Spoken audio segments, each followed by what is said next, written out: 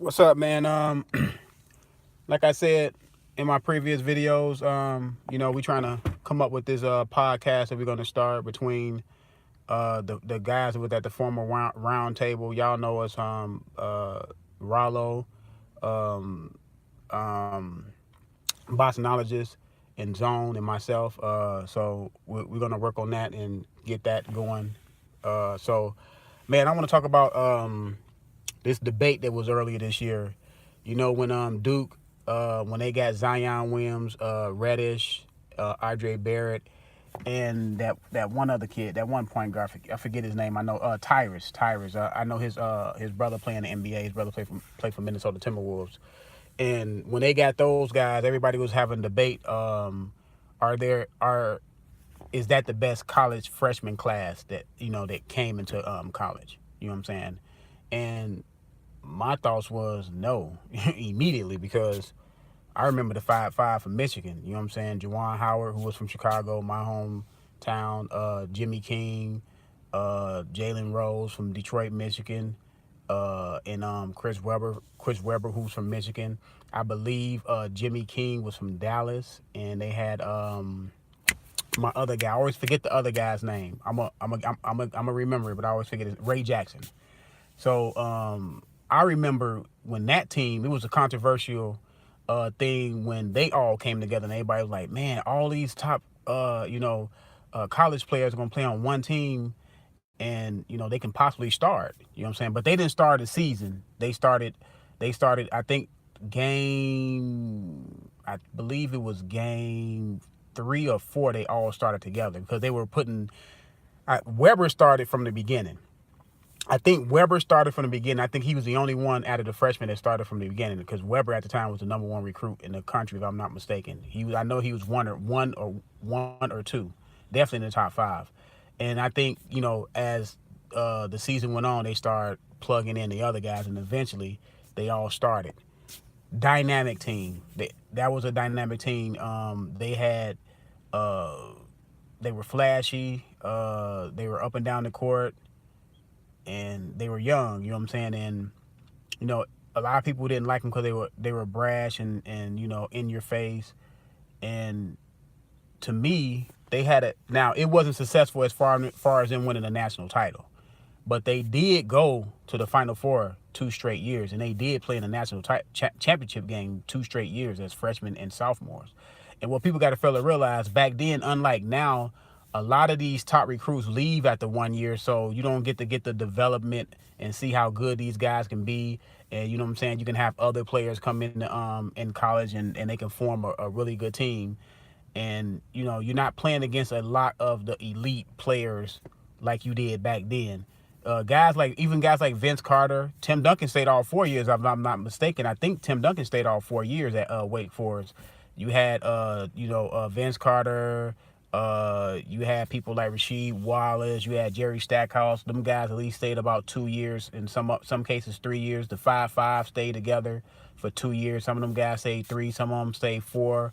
So you had these guys back in that time when I was growing up watching college basketball. That's when I really was watching college basketball, because you can recognize guys for a long period of time because guys stayed in college. Not now. I can't even recognize these guys. I really stopped looking at college basketball maybe like 5 or 6 years ago.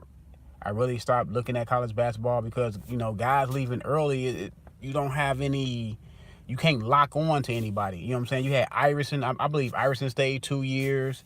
Ray Allen stayed like 2-3 years. You had Kerry Kittles at Villanova. You had these guys stand at least 2 to 3 years. So you at least got, what I'm saying, to see them.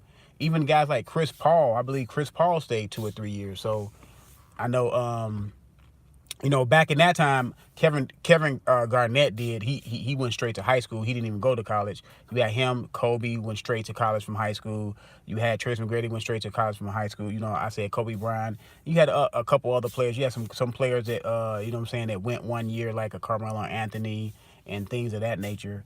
Carmelo Anthony did win a national title with Syracuse in 2007. So his was successful. Then you had people like Anthony Davis stayed 1 year. Him and Bledsoe was on the same team. People don't fail to realize Booker, that guy from the Suns, is doing real good. Devin Booker, he was on that Kentucky team. It was so deep. They had the Harrison twins on that team. They also had Kid Gilchrist on that team. He was noted as being the second best player on that team, and they were able to win a national title. But it's you know what I'm saying, people really don't really win a national title when they're that young, because of the fact that when these guys come into college, they don't have their full strength. You know what I'm saying? As being, you going up against guys that are like 22 and you like 18. You know what I'm saying? 22 and 18 is a big development as far as when you a man, growing from a boy to a man, and it's different. You know what I'm saying? You're getting a different physicality about yourself. 18 to 22 is a lot. 18 to 21 is a lot. You know what I'm saying? So they usually are playing against seasoned teams, especially when you get like an Elite Eight, Final Four. You playing against teams that probably, you know what I'm saying, are perennial teams that goes to the tournament almost every year. And these guys are tried and true, and you're not really tried and true in that hot stove. You know what I'm saying? So when the pressure is on some of these guys, they don't come through because they wasn't used to doing it. Now I believe, like a lot of other people believe, that Michigan would have finally won a national title if they would have stayed together. They probably would have won the next two. They probably would have won as juniors and seniors because they would have been seasoned.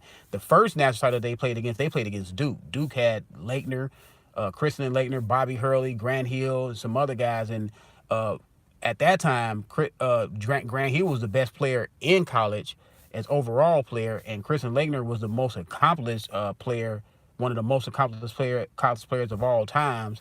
You know what I'm saying? You had Bobby Hurley, who probably was the best top 2 or 3 point guard. In the first half, Michigan hung with them. I believe Michigan was only down by 8. I remember we was all looking at the game thinking Michigan had a chance to win. And then that second half, Duke came out and just blew them out, man. And I think Duke won by like 25 points, something like that. Then that next year, Michigan came and they played that North Carolina game. That North Carolina team wasn't as talented as that Duke team, but they were experienced. They had juniors and seniors on that team.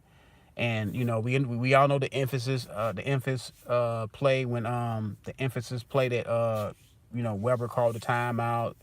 He said people on the bench told him to call timeout. They didn't have any timeouts. First of all, he traveled, but that's a story for another day. But yeah, and they ended up losing that national title. And Weber left, and then that next year, Jalen Rose and Juwan Howard left. And then after that, I think Jimmy King and Ray Jackson, I believe they stayed all 4 years. They were the only two, I believe, that stayed all 4 years.